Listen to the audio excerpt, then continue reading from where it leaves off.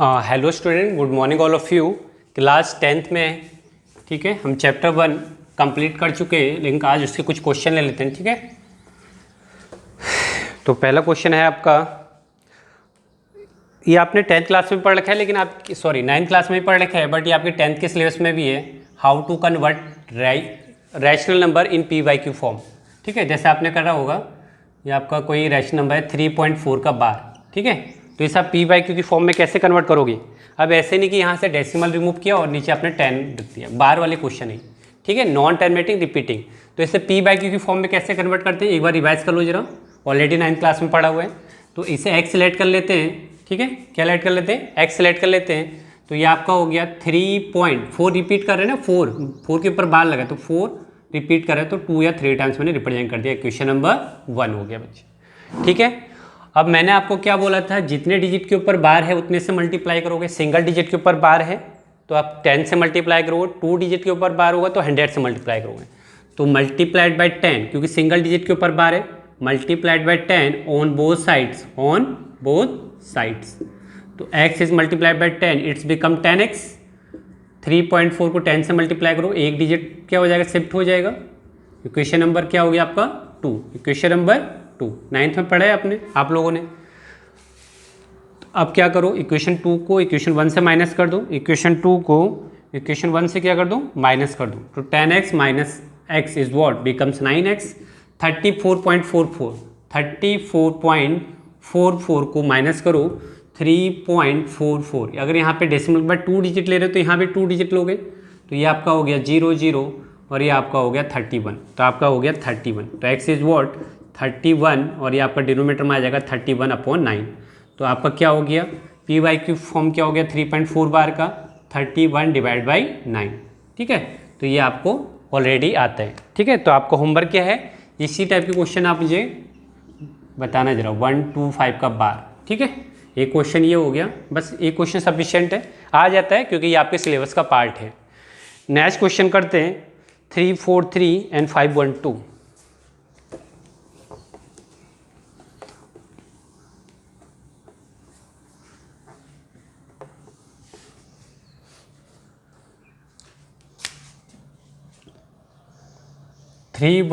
And 512, इसे आपने decimal में कन्वर्ट करना है, डेसिमल एक्सपेंशन कन्वर्ट करने हैं विदाउट एक्चुअल डिवीजन मेथड। ठीक है, तो ऐसे आप कैसे डेसिमल में क्या करोगे, कन्वर्ट करोगे। तो आप देखो जरा, मैंने क्या बोला था, डिनोमिनेटर के फैक्टर देखो क्या होते हैं। 512 के फैक्टर 5 1 और 2 से स्टार्ट करो। ठीक है, 2 2 जा 4, 2 5 जा, ठीक है, 2 5 जा 10, 2 56, अगेन 2 से, 2 1 जा 2, 28 टाइम्स, अगेन 2 से 6 और ये आपका 4। ठीक है, तो ये आपका अगेन 2 से हो जाएगा, ये आपका 32 times, again 2 16 times, again 2 8 times, again 2 4 times, again 2 क्या लिख सकते हैं बच्चे, तो 2 कितने टाइम्स है, 1 2 3 4 5 6 7 8 9, तो 9 टाइम्स। ठीक है, तो ये हो गया आपका 313 2 की पावर 9। अब ये बताओ, ये टर्मिनेटिंग है नॉन टर्मिनेटिंग है, टर्मिनेटिंग नेचर का है। वाई, क्योंकि मैंने बोला था 2 हो 5 हो, इनके अलावा तीसरी क्वांटिटी नहीं होनी चाहिए डिनोमिनेटर में, तो 2⁻9 है, ये कट भी नहीं होगा 2 से, ये 313 है ना। ठीक है, तो 2 आ रहा है, इसका मतलब टर्मिनेटिंग नेचर का है। अब मैंने आपको क्या बोला था कि कैसे इसे डेसिमल एक्सपेंशन में कन्वर्ट करेंगे। डिनोमिनेटर में अगर 10 आता है तो आप इसे ईजिली सॉल्व कर सकते हो। तो डिनोमिनेटर में हमारा मेन मोटो क्या होता है, 10 की फॉर्म में लाना। तो मैंने कहा था जितने आपके पास 2 हैं उतने क्या होने चाहिए, 5, उतने क्या होना चाहिए, 5 होना चाहिए। तो 2⁻9 है, तो 5⁻9 आपने, ठीक है, डिवाइड किया, तो मल्टीप्लाई भी करना पड़ेगा जिससे कोई मैथ का रूल ब्रेक ना हो। ठीक है, इतना क्लियर है सबको। अगेन तो ये आपका हो गया 313 इंटू 5⁻9। ठीक है, और ये आपका हो गया 10 की पावर 9, 10 की पावर 9, 10⁻9। तो आप क्या करोगे, अब इससे तो मल्टीप्लाई मत करना। क्वेश्चन में आपसे क्या पूछा था, how many decimal places it can be terminated, how many decimal places it can be terminated, मतलब ये कितने डेसिमल के बाद टर्मिनेट हो जाएगा। ठीक है, तो ये 9 प्लेस, क्योंकि 10 की पावर 9 है ना, तो 9 प्लेस आपका आंसर होगा। जितना 9 है 2 की पावर 9, जैसे मैं आपको क्वेश्चन पूछता हूँ तो इसका आंसर क्या होगा, after 9 places it can be terminate, after 9 places. अब इसे सॉल्व नहीं करने की जरूरत है।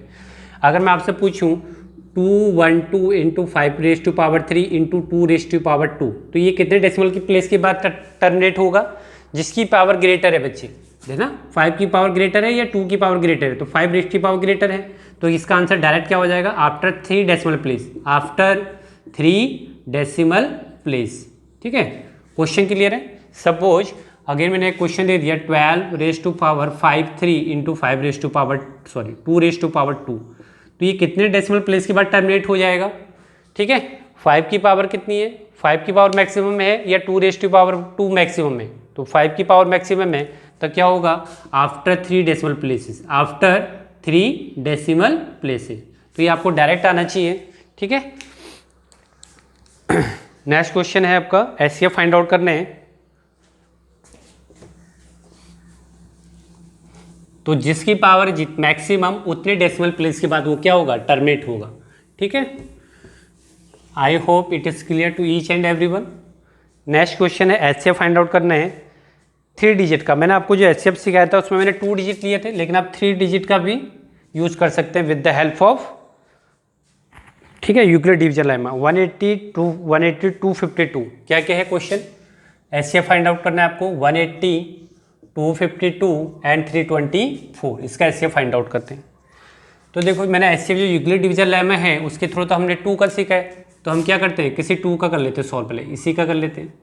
ठीक है, तो हम क्या करते हैं, डिवाइड करते हैं जरा, 252 को डिवाइड करो 3 to 4 से, तो कितने टाइम जाएगा, 1 टाइम्स, तो ये आपको हो गया 252, रिमाइंडर इज वॉट 42, 12 से 5 गया 7, 72 हो गया, तो रिमाइंडर 72। नेक्स्ट डिविडेंड आपका क्या बनता है, ये वाला 252, तो 7 3 टाइम्स है ना, 3 टाइम्स, तो 2 3 जा 6, 2 7 जा 3 2 जा 6, 3 7 जा 21।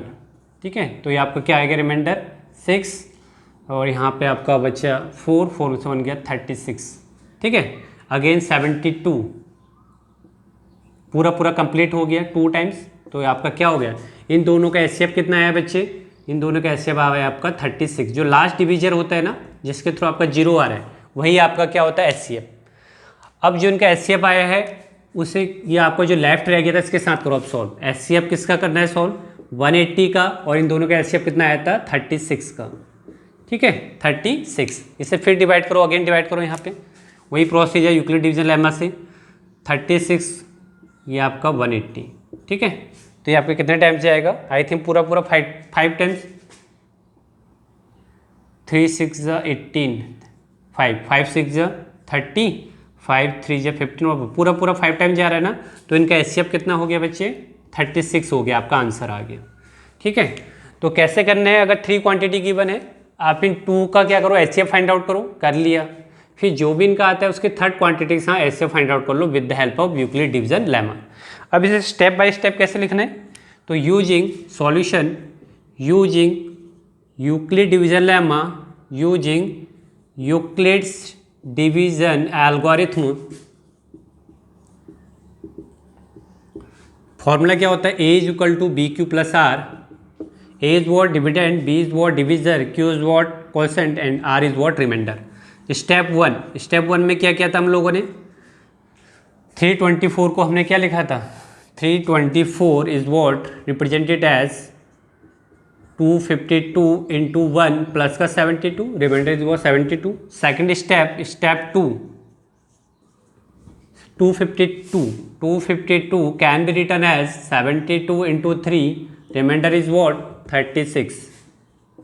Step 3 is what, 72 can be written as 36 into 2 plus का 0।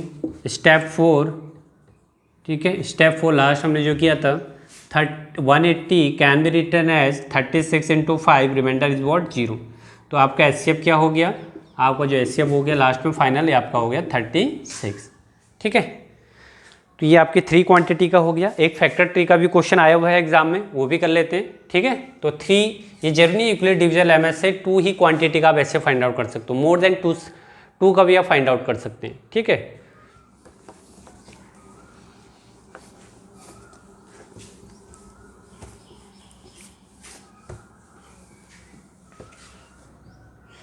फैक्टर ट्री है आपका 1001 है क्वेश्चन 1001, ठीक है। इसके बाद आपको क्या दे रखा है, x143, ये आपको दे रखा है x, ये आपको दे रखा है 143, ठीक है।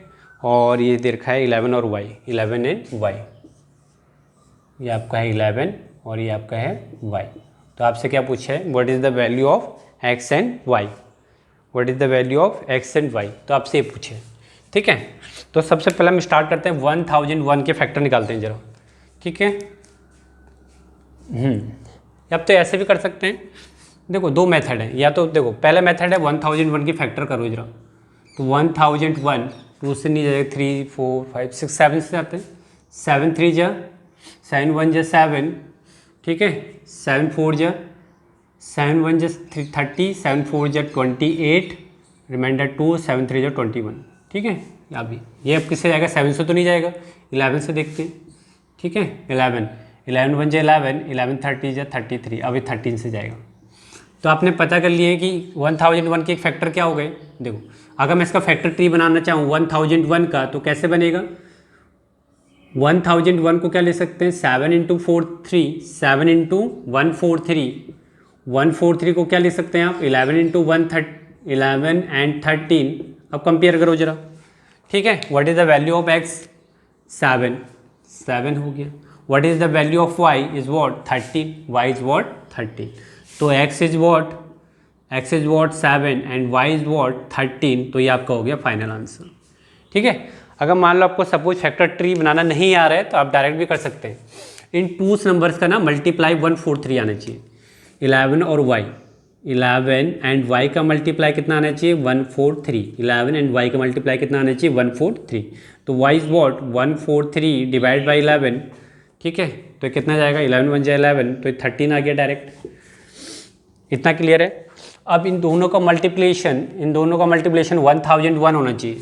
तो x इंटू 143 इक्वल टू 1001, तो x is what 1001 divide by 143, आपसे डिवाइड करोगे तो x की वैल्यू आ जाएगी 7, ठीक है। आप ऐसे भी कर सकते हैं, चाहे फैक्टर ट्री की फॉर्म में कर सकते हैं, ठीक है। अब इस चैप्टर में कुछ रह नहीं गया है, ठीक है। अब कुछ लैंग्वेज वाले क्वेश्चन है, लैंग्वेज वाले क्वेश्चन के चांसेस कम ही होते हैं आने के, ठीक है। तो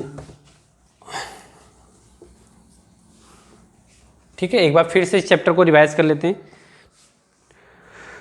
बस हो गया, इतना सफिशिएंट है आज के लिए, मोर देन एनफ, ठीक है। Okay, till then goodbye, take care.